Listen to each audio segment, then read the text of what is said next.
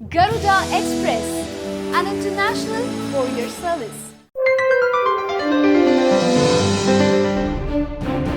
RK Nagar శాసనసభ నియోజకవర్గానికి ఉప ఎన్నిక తేదీ ప్రకటించిన తర్వాత అన్నాడీఎంకేలోని రెండు వర్గాలు మరింత వ్యూహాత్మకంగా పావులు కదుపుతున్నాయి. అన్ని పార్టీలు తమ అభ్యర్థులను బరిలోకి దింపి గెలుపు కోసం వ్యూహరచనలు చేస్తున్నాయి. శశికళ, పన్నీర్ సెల్వం వర్గాలు మాత్రం నిజమైన అన్నాడీఎంకే తమదేనని నిరూపించుకోవడానికి ఇదే సరైన సమయంగా భావిస్తున్నాయి.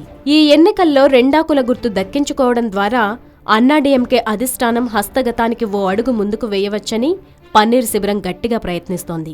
రెండాకుల గుర్తు తమదేనంటూ పన్నీర్ శిబిరం ఉద్ఘాటిస్తున్న నేపథ్యంలో స్వయంగా ఆయనే తాజాగా ఈ విషయమై గళం విప్పారు. రెండాకుల గుర్తుతో తమ అభ్యర్థి ఆర్కే నగర్ ఉప ఎన్నికలో పోటీ చేస్తారంటూ ధీమా వ్యక్తం చేశారు.